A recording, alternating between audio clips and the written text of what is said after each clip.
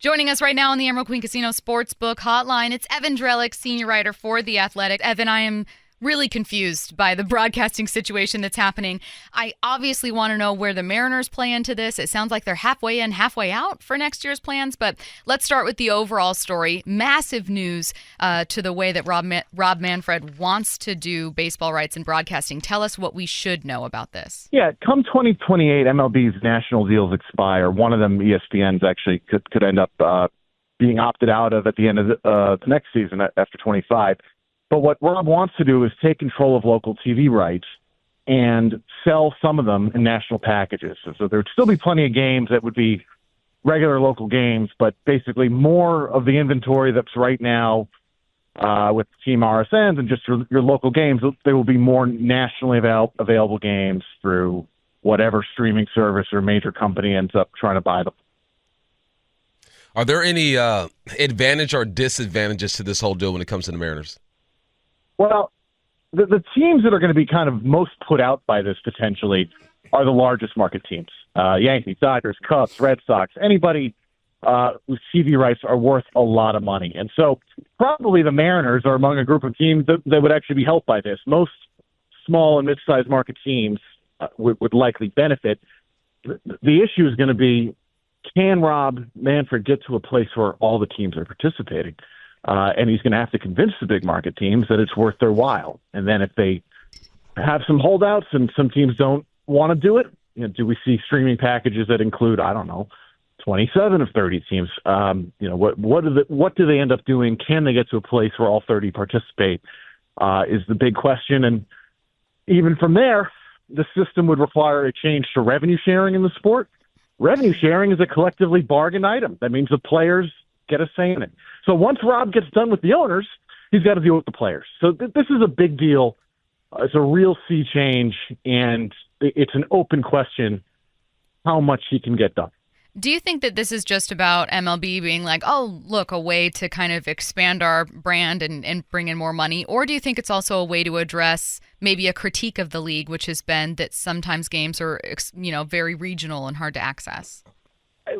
They have heard about the blackouts, the local blackouts, for a very long time, and they're trying to find ways to make it so that if somebody wants to watch a game, they can watch a game.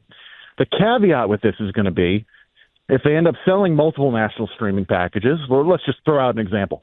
If they sell one to Amazon, to Prime Video, if they sell one to NBC, well, you're going to have to sign up for NBC, you have to sign up for Amazon. And we don't know exactly what those subscription models will look like, but the money in it would be the real appeal for the owners, right? The NBA this summer got about $77 billion in deals, over the life of 3 different deals.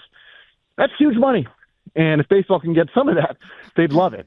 But there's going to be a cost to fans at some point here. But the trade-off, the positive might be that you're not going to have as hard a time if you're in market and want to watch the game. So if you're in Seattle, you don't have cable, but MLB has this package on Amazon. Well, if you sign up for Prime Video, then you should be able to watch X number of Mariners games. But, we got to see exactly what the setup looks like. MLB said that they will handle the production pretty much of the Mariners broadcast out here. What does that mean? I've dealt with a couple of production companies that have switched logos, and it's almost like, okay, we are just going to come in, switch some things up, but the personnel might change, directors, producers might change. Any idea of what that actually means? Yeah, there was another quote Rob gave me that I didn't use, which was basically the Mariners are on the road to becoming an MLB media team. There's just a lot of long-term commitments to work through. So MLB media, which is just the league, the league handling the production, that's the back end. They're making sure that the technical stuff is in place. They're putting on the games. And then the logos, the channel, for now, it's still the same.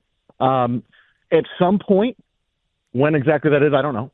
But at some point, it sounds like the Mariners will just fully be broadcast by MLB media, which would in effect, I assume, be basically just a rebranding of Root. But I'm not positive on that. But they are on the road to becoming a full MLB media team, and for now, MLB is handling the back end. You also have a recent story in The Athletic about MLB testing automated ball strike challenge systems at spring training ballparks. Is this a large number of ballparks? Is this something we can expect in the league soon, or is it all still in the early phases? It's not in the early stages anymore. They did extensive testing in the minors. And so this is really kind of, I think you could argue the last big test, or maybe even the first big test, because you're using it with Major League players. It's just in spring training. Not every spring training stadium is going to have the system, but every team will end up playing some number of games at a stadium that has it. So every team will get a chance to see it and feel it. The system they tested in the minors, they did a few different things. They tested one where the challenge, where the system was available on every pitch. Like literally, the umpire would be aware of what the robo-ump would have called it. The system MLB prefers is not that. They want what they're calling a challenge system. So teams get a number of challenges per game. They tested 3. They tested 2. They're going to test 2 challenges in spring training. They like the lower number because they've made progress on pace of play. They've made progress on just the speed of the game. And the more challenges you give teams, the more stoppages you're going to have, and you keep your challenge if you get it right. So at the end of all this, if all goes well, MLB wants to put the system in for 2026. What's been the response in the minor leagues with that system? I believe at the start of the Arizona Fall League this year, which is, kind of right at the end of the regular season, top prospects go play in the AFL. There was one incident where it did not work particularly well. I don't remember the exact of it, but it caught some attention. We'll see where the players' union comes down. They're always conservative on this. Ultimately, MLB has control over the decision. There's this competition committee that's set up that has some player representatives, has some ownership representatives, league office representatives. But Manfred and the league have the most votes on that. So if they want to push this thing through, they can. That doesn't mean they won't listen to concerns about it. And there's a reason they're testing, right? You do this in spring training because you want the feedback. You want to see how people like it. So it's really kind of TBD. But thus far, all signs would point to it'll be in place in 26. Hey, Evan, quickly a clarifying question heading back to our earlier discussion about broadcasting, in particular what it might mean for the Mariners, who have some kind of a unique situation. Is it fair to assume the Mariners will have a direct-to-consumer streaming option with the MLB taking over production? Yeah, that is the benefit to going to MLB. Now there are some outside networks that do it too, right? Some teams that aren't with MLB also sell direct-to-consumer. But yes, if the Mariners fully become an MLB media team, they will be available direct to consumer, meaning you can pay either a monthly fee or a season-long fee to watch Mariners games in market. You don't have to have a cable or satellite package. You just have to have the internet connection or the phone that can access it. And so that's a plus.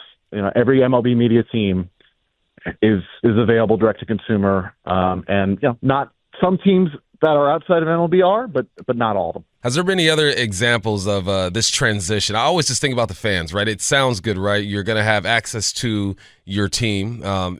Easy. It's hard for us over here. We got to download Fubo and all that good stuff. But it's almost like you lose the personal connection. There are names that are attached to the Mariners for the last 15, 20 years. And I think some people might be disappointed that they're losing that connection. How has this transition been with other markets?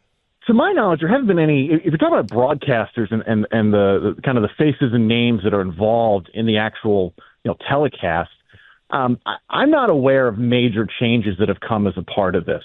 What MLB ends up doing is basically acting like the RSN. They go out and they arrange a deal with the TV companies and the satellite companies, and it's in many ways it operates like an RSN. There's this analyst who likes to say MLB is the fastest growing regional sports network in the world, which is not a place baseball thought it would be in. But assuming there aren't major changes to broadcast crews, and there's no reason to think there would be.